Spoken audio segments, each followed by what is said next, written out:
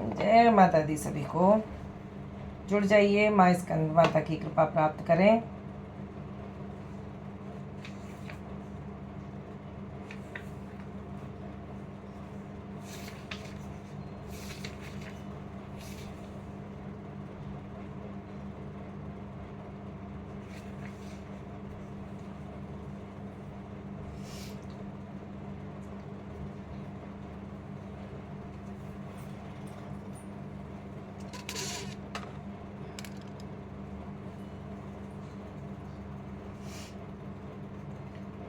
ओम श्री दुर्गाय नमः। श्री दुर्गा सप्तशती छठा अध्याय धूम्रलोचन का वध। कल इसमें किस तरह माता के बारे में बताया गया था कि वो सुम निसुम का जो दूत बनकर गया था वो माता से किस तरह के शब्द कह रहा था। तो आगे का माता ने जो अपनी प्रतिज्ञा कर ली थी कि भाई माता ने बताया कि मैं बिना विचारे सोचे कह चुकी हूँ कि जो भी कोई मेरे मद को चूर करेगा और जो मुझे युद्ध में हराएगा वही मेरा वरण करेगा। इससे आगे की कथा छठे अध्याय में, इसमें धूम्रलोचन मारा जाएगा। तो इसमें धूम्रलोचन वध का विवरण है, सुनेंगे। छठा अध्याय प्रारंभ। जय माता दी। ऋषि बोले, देवी का कथन सुनकर दूत को बड़ा क्रोध आया। उसने दैत्यराज के पास जाकर सब समाचार विस्तार पूर्वक कह सुनाया। दूत के वचन को सुनकर दैत्यराज कुपित हो उठा और असुर सेनापति धूम्रलोचन से बोला, धूम्रलोचन, तुम शीघ्र अपनी सेना साथ लेकर जाओ और उस दुष्टा को केस पकड़कर घसीटते हुए जबरदस्ती यहाँ ले आओ। उसकी रक्षा करने के लिए यदि कोई दूसरा खड़ा हो, वह देवता हो, यक्ष हो अथवा गंधर्व, कोई भी क्यों न हो, उसे अवश्य मार डालना। ऋषि बोले, शुंभ के इस प्रकार आज्ञा देने पर धूम्रलोचन दैत्य ने 60,000 असुरों की सेना लेकर वहां से तुरंत प्रस्थान किया।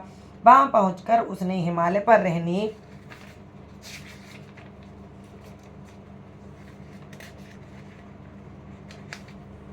देवी को देखा और ललकार कर कहा, अरे तू सुम निसुम के पास चल। यदि इस समय प्रसन्नता पूर्वक मेरे स्वामी के पास नहीं चलेगी तो मैं बलपूर्वक तेरी चोटी पकड़कर घसीटते हुए तुझे वहां लेके जाऊंगा। देवी बोली, तुम्हें दैत्यों के राजा ने भेजा है, तुम स्वयं भी बलवान हो और तुम्हारे पास विशाल सेना भी है। ऐसी दशा में यदि बलपूर्वक ले चलोगे तो मैं कर ही क्या सकती हूँ। ऋषि बोले, देवी के यूं कहने पर दैत्य धूम्रलोचन उनकी ओर दौड़ा। तब अंबिका ने हुम शब्द के उच्चारण मात्र से उसको भस्म कर दिया। ये माँ का बीज मंत्र है होम।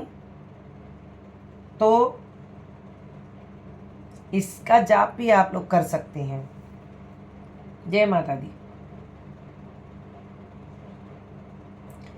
फिर तो क्रोध में विह्वल दैत्यों की विशाल सेना और अंबिका ने एक दूसरे पर तीखे बाणों, शक्तियों तथा फरसों की वर्षा आरंभ की।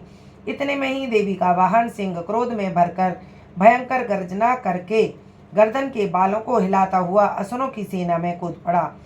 उसने कुछ दैत्यों को नखों की मार से, कितनों को अपने जबड़ों की मार से और कितने ही महादैत्यों को पटककर दाढ़ों से जख्मी करके मार डाला। उस सिंह ने अपने नखों से कितनों के पेट फाड़ डाले और थप्पड़ मारकर कितनों के सिर धड़ से पृथक कर दिए। कितनों की भुजाएं और मस्तक काट डाले तथा अपनी गर्दन के बाल घिलाते हुए उसने दूसरे दैत्यों के पेट फाड़कर उनका रक्त चूस लिया। अत्यंत क्रोध में भरे हुए देवी के वाहन उस महाबली सिंह ने क्षण भर में ही असुरों की सेना का संहार कर डाला। सुम्भ ने जब सुना कि देवी ने धूम्रलोचन असुर को मार डाला तथा उसके सिंह ने सारी सेना का सफाया कर डाला, तब वह दैत्यराज बड़ा कुपित हुआ। उसके होठ कांपने लगे। उसने चंड और मुंड नामक 2 महादैत्यों को आज्ञा दी कि हे चंड, हे मुंड, तुम लोग बहुत बड़ी सेना लेकर वहां जाओ और उस देवी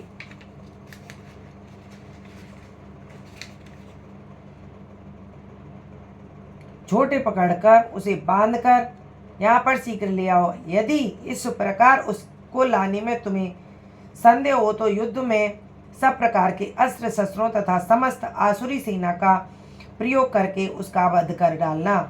उस दुष्टा की हत्या होने तथा सिंह के भी मारे जाने पर उस अंबिका को बांधकर साथ ले शीघ्र ही लौट आना। इति शुंभ निशुंभ के सेनापति धूम्रलोचन का वध नामक 6वां अध्याय संपूर्णम। बोलो जय माता दी।